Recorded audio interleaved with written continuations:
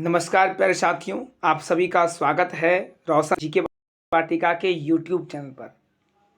जी हाँ दोस्तों, जैसा कि आप देख पा रहे होंगे कि एसएससी जीडी का लगभग 39,000 पदों पर बहाली आई हुई है और क्षेत्र के उस तमाम छात्र छात्राएं जो इस बार अपने मन में एसएससी जीडी का सपना बनाए बैठे हैं, उसके सपनों को चार चांद लगाने हम आ चुके हैं और आपको इस चैनल पर प्रत्येक दिन एसएससी जीडी विगत वर्षों में पूछे गए प्रश्न देखने को मिलेगा। जब तक कि दोस्तों आपको यह अंदाज़ा ना लग जाए कि पिछले वर्ष जीडी में क्या प्रश्न पूछे गए थे, कहाँ से कितने प्रश्न आते हैं, तब तक आप अपनी तैयारी को बेहतर नहीं कर सकते हैं। बस उसी कमी को पूर्ण करने के लिए हम इस वीडियो के माध्यम से आपको प्रतिदिन all subject history, polity, geography, economics, physics, biology all subject विगत वर्षों का प्रश्न यानी प्रीवियस ईयर क्वेश्चन कराएंगे, जिसमें आपकी तैयारी और अच्छे तरीके से हो पाए। तो आइए बिना देरी करते हुए हम लोग इस वीडियो को स्टार्ट करते हैं। आइए, वीडियो अच्छा लगे तो वीडियो को लाइक शेयर ज़रूर करेंगे। आइए हम लोग वीडियो की ओर बढ़ते हैं और आज का पहला वीडियो ये आपके स्क्रीन पर, जिसको एसएससी जीडी एग्ज़ाम 2023 में पूछे गए थे। आइए हम लोग प्रश्न को करते हैं। पहला प्रश्न है, ध्यान से देखेंगे, किस स्थान से हड़प्पा कालीन रथ की एक प्रतिमा, जिसको आप मूर्ति कहते हैं, प्राप्त हुई थी? दोस्तों, अगर हड़प्पा के बारे में थोड़ी सी हम आपको जानकारी देना चाहें तो आप जो जीवन अभी आप जी रहे हैं, यह जीवन हजारों लाखों वर्ष पहले जी चुका है। हजारों लाखों वर्ष पहले ये जीवन जो आप अभी जी रहे हैं, ये पहले जिया जा चुका है। और एक आप जानते होंगे कि हमारे विश्व में कई सारी सभ्यता का विकास हुआ। जैसे आप जानते होंगे चीन की सभ्यता, मिस्र की सभ्यता, मेसोपोटामिया की सभ्यता, उसी सारी सभ्यताओं में से एक सर्वाधिक विकसित सभ्यता हुआ करती थी सिंधु घाटी सभ्यता। और सिंधु घाटी सभ्यता को ही हम लोग हड़प्पा सभ्यता के नाम से भी जानते हैं। इसे सैंधव सभ्यता भी हम लोग कहते हैं। और दोस्तों याद रखेंगे, कई सारे इतिहासकार का अलग अलग कथन है, अलग अलग कहना है। कई सारे इतिहासकार कहते हैं कि इस तरह से ये फलीभूति जो सभ्यता चल रही थी, इसका अंत बाढ़ आ जाने के कारण हो गया। कई सारे इतिहासकार ये भी कहते हैं कि इतनी फलीभूति सभ्यता जो है, इसका पतन एटमॉस्फेयर चेंज होने के कारण, वातावरण चेंज होने के कारण हो गया। तो आइए हम लोग देखते हैं। और एक बात आप ध्यान रखेंगे, अगर कोई विकसित सभ्यता या शहर या जगह अचानक से पतन हो जाता है, समाप्त हो जाता है, तो वहाँ से जब कई वर्षों के बाद उस क्षेत्र में खनन किए जाएंगे तो वहाँ से कुछ ना कुछ पुरातात्विक साक्ष्य मिलेंगे। जैसे हम बात कर लें, कपड़े मिलेंगे, मोहरें मिलेंगी, है ना, सिक्के मिलेंगे, थाली मिलेंगे, बर्तन मिलेंगे, मूर्तियाँ मिलेंगी, कई सारे विभिन्न प्रकार की सामग्री देखने को मिलेगी। तो वही प्रश्न कह रहा है कि किस स्थान से हड़प्पा कालीन रथ की एक प्रतिमा मिली थी। मतलब गड्ढा या खनन करने के बाद ये प्रतिमा देखने को मिली थी। तो आपका सही आंसर दोस्तों हो जाएगा ऑप्शन सी, दाइमाबाद से ही किसकी, रथ की एक प्रतिमा मिली थी। क्या मिली थी दोस्तों? रथ की एक प्रतिमा मिली थी। ये दाइमाबाद के बारे में आपको 2-3 फैक्ट्स याद रखना है जो आपके एग्जाम के दृष्टिकोण से महत्वपूर्ण होगा। दाइमाबाद पड़ता कहाँ है? तो आप कहेंगे सर ये महाराष्ट्र में पड़ता है। दाइमाबाद कहाँ पड़ता है दोस्तों? महाराष्ट्र में। सर दाइमाबाद जो है ये किस नदी के किनारे है? किस नदी? आप एक बात और याद रखेंगे कि हड़प्पा सभ्यता या सिंधु घाटी सभ्यता के अंतर्गत जितने भी स्थल देखे गए हैं, वो सारे के सारे स्थल किसी न किसी नदी के किनारे। क्योंकि दोस्तों आप जानते हैं कि जल ही क्या है? जीवन है। और जितनी स्थल देखे गए सब नदी के किनारे, क्योंकि बिना पानी का जीवन मानव का संभव नहीं है। तो दाइमाबाद के बारे में भी जानिए कि दाइमाबाद जो है ये गोदावरी नदी, कौन सी नदी दोस्तों? तो गोदावरी नदी के किनारे था। कभी कभी ऑप्शन में गोदावरी ना आके देगा, नहीं आता है, तो गोदावरी की ही एक सहायक नदी हुआ करती थी, परवरा। तो गोदावरी ऑप्शन में ना आए तो आपको आंसर परवरा करना है। तीसरा बात कि दाइमाबाद जो है, याद रखेंगे, यह सिंधु घाटी सभ्यता का सबसे अंतिम दक्षिणी स्थल था। दक्षिणी छोर था साहब, दक्षिणी स्थल था, यानी सबसे दक्षिण में यही था। सबसे दक्षिण में क्या था? यही था। आइए हम लोग सिंधु घाटी या हड़प्पा सभ्यता के बारे में कुछ और बात सीखते हैं अगले स्लाइड में। सबसे पहली बात दोस्तों आप याद रखिएगा, सबसे पहली बात आपको याद रखना है कि ये सिंधु घाटी सभ्यता जो है, ये जो है इसी को हड़प्पा सभ्यता कहते हैं। और यह सिंधु घाटी सभ्यता का विकास 3 देशों में था। कितने देशों में था दोस्तों? 3 देशों में, भारत, पाकिस्तान, अफगानिस्तान में। भारत, पाकिस्तान, अफगानिस्तान में, ठीक है। तो आप देख पा रहे हैं कि इससे कुछ स्थल आपके भारत में देखने को मिले। ये है दाइमाबाद महाराष्ट्र में, ये मांदा जम्मू कश्मीर में, है ना, इधर सुत कांगेडोर बलूचिस्तान में। यानी ये 3 देशों में फैला हुआ था। कौन कौन सा? भारत यानी इंडिया, पाकिस्तान और आप कहेंगे अफगानिस्तान, ठीक है। तो याद रखेंगे। और यह स्थल यहाँ से मिला, महाराष्ट्र से मिला है दाइमाबाद, यहाँ से मिला है मांदा, यहाँ से मिला है सुत कांगेडोर जो बलूचिस्तान में मिला है, और एक आपका जगह यूपी में है आलमगीरपुर, ठीक है दोस्तों। आइए हम लोग अगले प्रश्न की ओर बढ़ते हैं। देखिए दाइमाबाद के बारे में कुछ महत्वपूर्ण फैक्ट्स दिया गया है। दाइमाबाद कहाँ स्थित है? महाराष्ट्र में। हम आपको बताएं किस नदी के किन तट पर है? गोदावरी, यही बता दी हम आपको। यह सिंधु घाटी सभ्यता का सबसे अंतिम स्थल था। यह आपके एग्जाम के दृष्टिकोण से इंपॉर्टेंट हो सकता है, ठीक है दोस्तों। आइए हम लोग अगले प्रश्न की ओर बढ़ते हैं। अगला प्रश्न आपकी स्क्रीन पर, चलिए देखते हैं।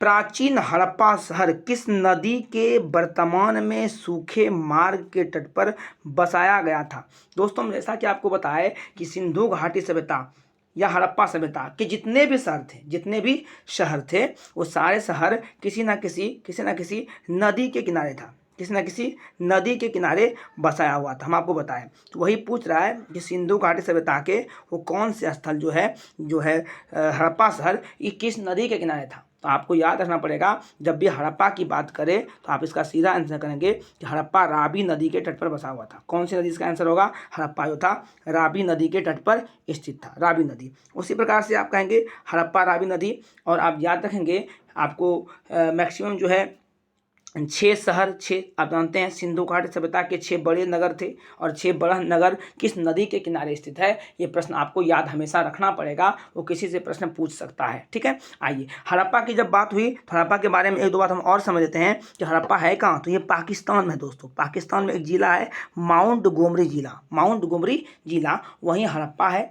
हड़प्पा जो है ये सिंधु घाटी सभ्यता के द्वारा खोजा गया सबसे पहला शहर था, इसलिए सिंधु घाटी सभ्यता का नाम हड़प्पा सभ्यता भी पड़ा। उसके बाद याद रखेंगे हड़प्पा की खोज किसने किया? तो कहेंगे सर दयाराम साहनी ने किया। हड़प्पा की सभ्यता की खोज किसने की? दयाराम साहनी ने किया। कब किया? तो 1921 ईस्वी में किया, याद रखेंगे, ठीक है दोस्तों। आइए हम लोग अगले प्रश्न की ओर बढ़ते हैं। अगला प्रश्न, जिस प्रकार से मैं आपको बताएं कि अलग अलग स्थल अलग अलग नदी के किनारे था, आइए हम लोग इसको याद करने का प्रयास करते हैं। सबसे पहली बात कि मोहनजोदड़ो है कहाँ? तो याद करेंगे दोस्तों ये पाकिस्तान में है। कहाँ पे है? पाकिस्तान में। तो इसी मोहनजोदड़ो की खोज कहाँ, मोहनजोदड़ो जो है ये कहाँ है? पाकिस्तान में। और ये किस नदी के किनारे है? तो ऑप्शन में याद रखेंगे सिंधु नदी। मोहनजोदड़ो सिंधु नदी के किनारे स्थित था। अगला पॉइंट देखेंगे दूसरा आलमगीरपुर जो दोस्तों देख रहे हैं ये हमारे भारत के यूपी में है, यूपी में।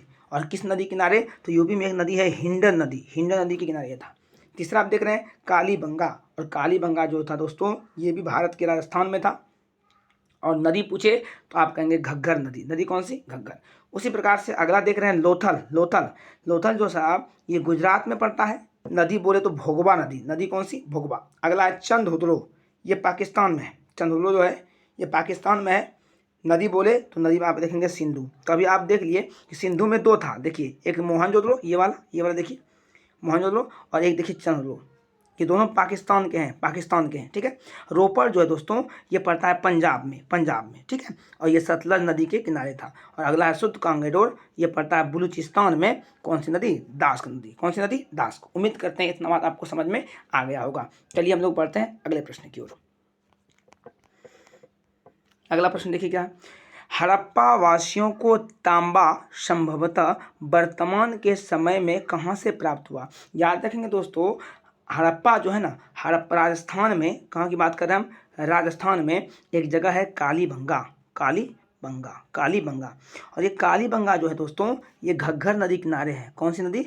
घग्घर नदी के किनारे है, ठीक है। और ये कालीबंगा का अर्थ होता है काली रंग की चूड़ी। काली रंग की क्या होती है? चूड़ी, चूड़ी, काली रंग की चूड़ी। और ये कालीबंगा जो राजस्थान में पड़ता है, यहीं से आपको दोस्तों क्या मिला था? तो तांबा का ढेर मिला था, तांबा का ढेर मिला था, तांबा का ढेर। इसका राइट आंसर क्या हो जाएगा? इसका राइट आंसर क्या हो जाएगा कि हड़प्पा वासी को तांबा संभवतः वर्तमान में से कौन से स्थल से प्राप्त हुए? इसका सही आंसर होगा राजस्थान। कौन सा? राजस्थान। आइए दोस्तों हम लोग अगले प्रश्न की ओर बढ़ते हैं। अब देखिए, सिंधु घाटी सभ्यता में कौन सी चीज़ें कहाँ से प्राप्त हुई, उसके लिए एक हम आपको डाटा दे देते हैं। इसको याद रखेंगे, इंपॉर्टेंट रहेगा। पहला देख लीजिए, हड़प्पा है। हड़प्पा से मिला अन्नागार, स्नानागार, कुम्हार का चाक, ओखली और श्रमिक आवास। इतना आपको याद रखना पड़ेगा। अगला है मोहनजोदड़ो। मोहनजोदड़ो से मिला विशाल अन्नागार, विशाल स्नानागार, सूती वस्त्र, कुआं, स्वास्तिक चिन्ह, पशुपतिनाथ की मूर्ति और नर्तकी की मूर्ति। ये सारे कहाँ से मिले? ये सारे के सारे आपके मिल गए कहाँ से? याद रखेंगे, ये सारे के सारे मिल गए आपके मोहनजोदड़ो से। कहाँ से मिल गए? मोहनजोदड़ो से, ठीक है। अगला देख लीजिए, अगला है कालीबंगा। अगला कौन सा दोस्तों? कालीबंगा। कालीबंगा से क्या क्या मिला? देखिए, काली रंग की चूड़ी। कालीबंगा से क्या मिला? काली रंग की चूड़ी, जोते हुए खेत और यज्ञ कर्मकांड, यानी यज्ञ का हवन कुंड जो होता है, ये मिला हमको कहाँ से? तो कालीबंगा से। आप देख पा रहे होंगे कि कालीबंगा से काली रंग की चूड़ी, और कालीबंगा का शाब्दिक अर्थ भी काली रंग की चूड़ी ही होता है, ठीक है। अगला आप देख लीजिए कौन सा है? अगला आपका है लोथल। लोथल से जो मिला था, आप देख लीजिए लोथल से क्या क्या मिला था। सर बंदरगाह, सिंधु घाटी सभ्यता का एकमात्र स्थल जो बंदरगाह था, लोथल करेंगे। हाथी का कपालखंड और घोड़े का दांत, ये सब चीज़ कहाँ से मिला था? अगर सारे के सारे कहाँ से मिले थे? तो आप कहेंगे सर ये सभी लोथल से मिले थे। अगला है रंगपुर। अगला कौन सा है? रंगपुर। और रंगपुर से क्या मिला? तो धान की भूसी मिला था, धान की भूसी और मृत भांड, मृत भांड मिट्टी से बने बर्तन, ये दोनों के दोनों कहाँ से मिले थे? तो आप इसका आंसर करेंगे रंगपुर। क्या आंसर करेंगे? रंगपुर, ठीक है दोस्तों। उम्मीद करते हैं इतना बात आपको समझ में आ गई होगी। आइए हम लोग अगले फैक्ट्स की ओर बढ़ते हैं, ठीक है। आइए अगला हम लोग फैक्ट्स को देखने का प्रयास करते हैं, ठीक है दोस्तों। चलिए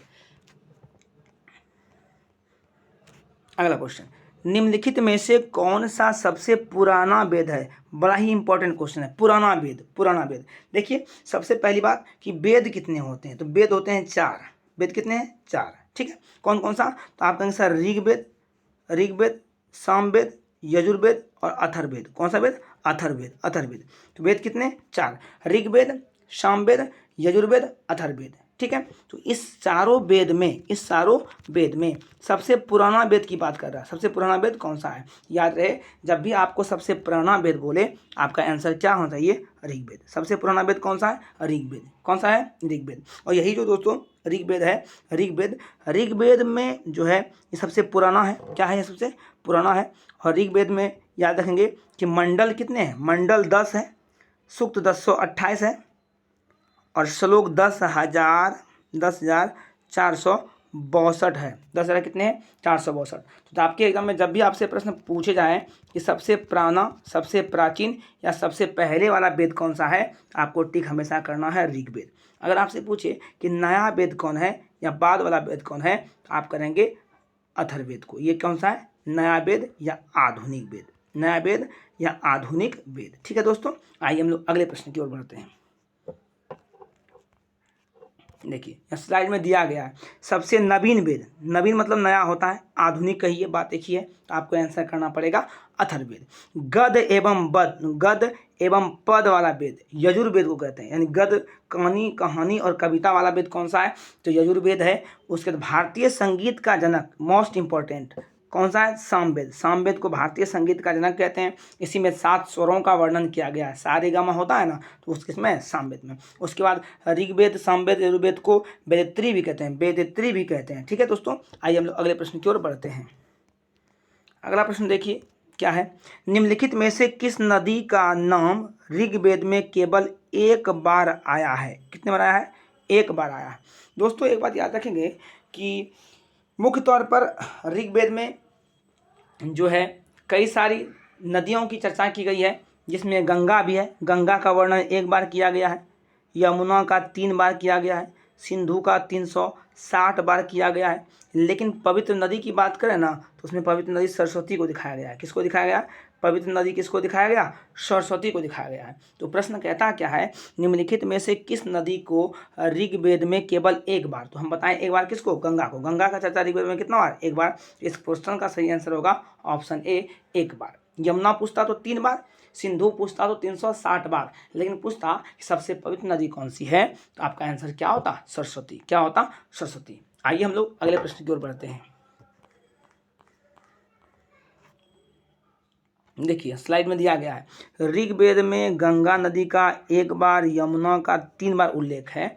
ऋग्वेद काल की सर्वाधिक पवित्र नदी सरस्वती तथा सर्वाधिक महत्वपूर्ण नदी सिंधु।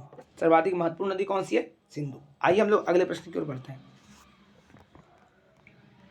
देखिए वेद से संबंधित कुछ महत्वपूर्ण फैक्ट्स को देखते हैं।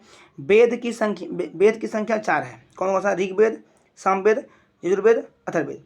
सबसे पुराना वेद कौन सा है? तो ऋग्वेद हम बता चुके हैं। मंडल कितने? 10। मंडल कितने लिखे हैं? 10। सूक्त कितना? 1028। श्लोक 10,462। गंगा का वर्णन 1 बार, यमुना का 3 बार, सिंधु का 360 बार। पवित्र नदी कौन सी होगी? सरस्वती। ठीक है। उसके बाद अगला एक और देख लीजिए कि नया वेद हम बताए हैं कि नया बोले या आधुनिक बोले तो आपको डायरेक्ट आंसर करना है अथर्ववेद। नया या आधुनिक अथर्ववेद, और पुराना तो ऋग्वेद। ऋग्वेद में तंत्र मंत्र जादू टोना का भी वर्णन या उल्लेख किया गया है। आइए हम लोग अगले प्रश्न की ओर बढ़ते हैं। अगला प्रश्न है, सिंधु घाटी सभ्यता के निम्नलिखित में से किस स्थल पर महास्नानागार की खोज की गई थी? दोस्तों सबसे पहली बात, इस प्रश्न का राइट आंसर होगा ऑप्शन बी, मोहनजोदड़ो। आइए मोहनजोदड़ो के बारे में कुछ महत्वपूर्ण फैक्ट समझते हैं कि सर मोहनजोदड़ो जो है ना आपका, मोहनजोदड़ो पड़ता है कहाँ पे? तो कहेंगे सर ये पाकिस्तान का लड़काना साहब जिला में है। लड़काना जिला में, पाकिस्तान का ये लड़काना साहब जिले में है। ठीक है। दूसरी बात याद रखेंगे कि ये जो मोहनजोदड़ो जो है ये सिंधु नदी के किनारे है। कौन सी नदी? सिंधु नदी किनारे है। तीसरी बात समझेंगे कि इसका अर्थ मृतकों का टीला होता है। क्या होता है दोस्तों? मृतकों का टीला। मृतकों का क्या होता है? टीला होता है। चौथी बात समझेंगे कि मोहनजोदड़ो की खोज 1922 में हुई थी। कब हुई थी? 1922 में हुई थी। किसने किया? तो आर.डी. बनर्जी, बोले तो राखालदास बनर्जी। आर.डी. बनर्जी, बोले तो राखालदास बनर्जी। और सिंधु घाटी सभ्यता में मोहनजोदड़ो सिंधु घाटी सभ्यता का सबसे बड़ा नगर हुआ करता था। सबसे बड़ा नगर हुआ करता था। और मोहनजोदड़ो से कई सारी चीज़ें देखने को मिली। जैसे बात कर लें सिंधु घाटी सभ्यता से क्या क्या मिला, तो विशाल, याद रखें दोस्तों, जब भी विशाल दिखे आपको मोहनजोदड़ो करना है। विशाल अन्नागार भी, विशाल स्नानागार भी, कुआं मिला था, सूती वस्त्र मिला था, कपास मिला था, विश्वविद्यालय मिला था, उसके अलावा पशुपतिनाथ की मूर्ति मिला था, है ना, श्रृंगार बॉक्स मिला था। ये सारे के सारे चीज़ कहाँ से मिले? मोहनजोदड़ो से। तो इसका प्रश्न का राइट आंसर क्या होगा? ऑप्शन बी कि महान स्नानागार कहाँ से मिला? मोहनजोदड़ो। आइए हम लोग अगले प्रश्न की ओर बढ़ते हैं।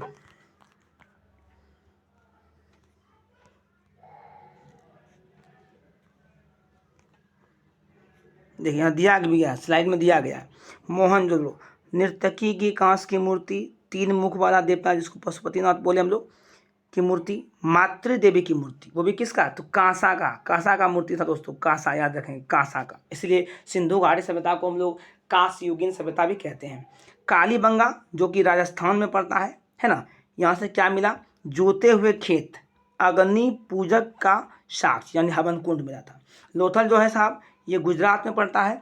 और जो सिंधु घाटी सभ्यता का एकमात्र बंदरगाह था, यहाँ धान और चावल मिला, है ना, धान और क्या मिला? चावल मिला। यहाँ से कुछ समाधि भी प्राप्त हुई थी। बनवाली जो है ये हरियाणा में पड़ता है, हरियाणा में। और यहाँ से मिट्टी से बना हुआ क्या मिला? मिट्टी से बना हुआ हल मिला था, हल मिला था। ठीक है। आइए हम लोग अगले प्रश्न की ओर बढ़ते हैं।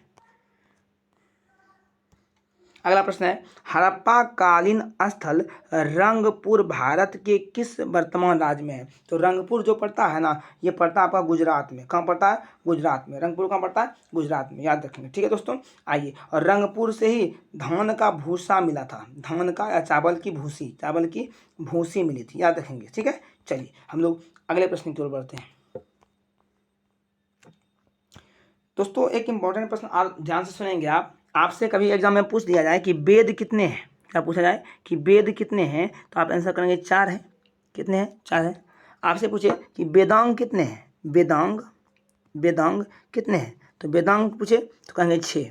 वेदांग कितने हैं? 6। आपसे पूछा जाए कि उपनिषद कितने हैं, उपनिषद कितने हैं, तो कौन बोलते हैं? आप बोलते हैं 108। 108 उपनिषद कितने हैं? 108। ठीक है। आपसे पूछा जाए कि दर्शन कितने हैं, दर्शन, तो आप कहेंगे दर्शन जो होते हैं वो 6 होते हैं। कितने होते हैं? 6 होते हैं। दर्शन कितने? 6। आइए, तो वो 6 दर्शन को किसने प्रतिपादक किया उसके बारे में पूछेगा। तो न्याय दर्शन के प्रतिपादक कौन थे? तो गौतम मुनि थे। पूर्व मीमांसा के कौन थे? जैमिनी थे। उत्तर मीमांसा का कौन थे? तो बादरायण थे। योग दर्शन कई बार पूछा गया, इस बार भी इंपॉर्टेंट होने की संभावना है कि योग दर्शन के प्रतिपादक कौन? पतंजलि। कौन थे? पतंजलि। वैशेषिक दर्शन के प्रतिपादक कौन थे? तो कनाद। कौन थे? कनाद। और चार्वाक दर्शन के कौन थे? तो चार्वाक ही थे, याद रखेंगे। ठीक है, चलिए हम लोग अगले प्रश्न की ओर बढ़ते हैं। अगला प्रश्न देखिए क्या। अगला प्रश्न है ऋग्वेद में सूक्तों की संख्या कितनी है? सूक्त संग्रह हम बताए थे कि ऋग्वेद में आपको 3 चीज़ें रखना पड़ेगा। क्या क्या? पहला, मंडल कितने हैं, तो मंडल 10 करिएगा। ऋग्वेद में सूक्त कितने हैं? सूक्त तो आप करेंगे 1028। आपसे पूछे ऋग्वेद में श्लोक कितने हैं? क्या? श्लोक, तो श्लोक की बात करें तो 10,462 है। कितने हैं? 62 हैं। यहाँ पूछा क्या गया है? ऋग्वेद में सूक्तों की संख्या, सूक्त ये वाला पूछा 1028। तो इसका राइट आंसर ऑप्शन क्या हो जाएगा? बी, 1028। ठीक है दोस्तों, आइए हम लोग अगले प्रश्न की ओर चलते हैं। अगला प्रश्न है कि ऋग्वेद के मंत्रों का समूह क्या कहलाता है? तो ऋग्वेद में जो मंत्र होता है, आपको एक बात याद रखना है कि गायत्री मंत्र, गायत्री मंत्र का वर्णन किस वेद में है? तो ऋग्वेद में है। किस वेद में है? तो ऋग्वेद में गायत्री मंत्र का वर्णन है। और याद रखेंगे कि ऋग्वेद के मंत्रों के समूह को सूक्त कहते हैं। क्या कहते हैं? सूक्त कहते हैं। तो इसका ऑप्शन क्या होगा? ए। ठीक है, आइए हम लोग अगले प्रश्न की ओर बढ़ते हैं। अगला प्रश्न है कि प्रसिद्ध कृति अर्थशास्त्र, बहुत इंपॉर्टेंट प्रश्न है, कई बार कई एग्जाम में पूछे गए हैं कि अर्थशास्त्र का श्रेय निम्नलिखित में से किस प्रकार के प्राचीनतम भारतीय विद्वान और राजनीतिक कार्य को दिया जाता है? यह सबसे पूछा सिंपल बात क्या है कि इसका लेखक कौन है, अर्थशास्त्र का लेखक कौन है? तो याद रखेंगे इसका राइट आंसर होगा ऑप्शन बी, चाणक्य। और चाणक्य का ही उपनाम, चाणक्य जो है इसी का उपनाम क्या क्या है? आप कहेंगे सर इसी का नाम है विष्णुगुप्त। क्या नाम है? विष्णुगुप्त। चाणक्य का ही उपनाम क्या है? विष्णुगुप्त है। इसी को हम लोग कौटिल्य भी कहते हैं। क्या कहते हैं? कौटिल्य भी कहते हैं। इस बात को याद रखेंगे। इस प्रश्न का राइट आंसर ऑप्शन बी हो जाएगा, चाणक्य। अर्थशास्त्र के लेखक कौन? चाणक्य। अर्थशास्त्र के लेखक कौन? चाणक्य। ठीक है, चलिए हम लोग अगले प्रश्न की ओर बढ़ते हैं। आइए, आपके लिए कुछ इंपॉर्टेंट बुक का नाम दिया गया है, किसने रचना किया। आपसे कभी अगर पूछ लिया जाए कि रामायण के रचनाकार कौन थे, आप कहेंगे महर्षि वाल्मीकि, महर्षि वाल्मीकि, महर्षि वाल्मीकि। ठीक है, अगर पूछे अष्टाध्यायी पुस्तक के लेखक कौन, तो पाणिनि। अष्टाध्यायी पुस्तक के लेखक कौन थे? पाणिनि। अगला पूछ लिया जाए कि मालविका अग्निमित्रम, मालविका अग्निमित्रम पुस्तक के लेखक कौन थे? कालिदास। क्या करेंगे? कालिदास। ठीक है, आपसे पूछ दिया जाए कि अभिज्ञान शकुंतलम, कुमार संभवम, ये सभी के लेखक भी कौन थे? आप आंसर करेंगे कालिदास। क्या करेंगे आंसर? कालिदास, कालिदास। ठीक है, चलिए हम लोग अगले प्रश्न की ओर बढ़ते हैं। अगला प्रश्न है, याद रखेंगे कि एक प्रसिद्ध नाटक अभिज्ञान शकुंतलम, हम अभी भी बात किए थे, अभिज्ञान शकुंतलम किसके द्वारा रचना किया गया है? तो याद रखेंगे इसका राइट आंसर हो जाएगा कालिदास। अभिज्ञान शकुंतलम के लेखक कौन थे? कालिदास। अभिज्ञान शकुंतलम पूछे, कुमार संभवम पूछे, है ना, तो इस सभी का आंसर आप क्या करेंगे? कालिदास। आइए हम लोग अगले प्रश्न की ओर बढ़ते हैं। कुछ पुस्तक है, कुछ उसका नाम दिया गया, आइए हम लोग देखने का, इसको प्रयास समझने का करते हैं। पहला देखिए, मुद्रा राक्षस के लेखक कौन? आपको आंसर करना पड़ेगा विशाख दत्त। क्या आंसर करेंगे? विशाख दत्त। क्या करेंगे? विशाख दत्त। मुद्रा राक्षस के लेखक विशाख दत्त थे। देवचंद्र गुप्तम के लेखक कौन थे? देवचंद्र गुप्तम के लेखक भी विशाख दत्त थे। कौन थे? विशाख दत्त थे। उसी प्रकार से अगला प्रश्न आप देखेंगे, अगला क्वेश्चन कौन सा है देखिएगा, ऋतुसंहार, ऋतुसंहार का पुस्तक का लेखक कौन था? तो ऋतुसंहार पुस्तक के लेखक का नाम था कालिदास। क्या नाम था? कालिदास। ठीक है, हम लोग अगला प्रश्न को देखते हैं। अगला प्रश्न देखिएगा आप, अगला कौन सा है? तो अगला कहता है कुमार संभवम, अभी भी हम बताए थे, कुमार संभवम के लेखक भी कौन थे? कालिदास। कौन थे? कालिदास। कुमार संभवम के लेखक भी कौन थे? कालिदास। उसके बाद आपको हम बताएं कि मेघदूत, मेघदूत के लेखक भी कौन थे, या मेघदूतम के लेखक भी कौन थे? कालिदास। रघुवंशम के लेखक भी कौन थे? तो कालिदास। क्या करेंगे? कालिदास। ठीक है, उसके बाद वसरिये के लेखक कौन थे? तो इसका भी आंसर क्या होगा? कालिदास। ठीक है दोस्तों, आइए हम अगले वीडियो को पढ़ते हैं। आज के लिए इतना ही, धन्यवाद, मिलते हैं नेक्स्ट वीडियो में।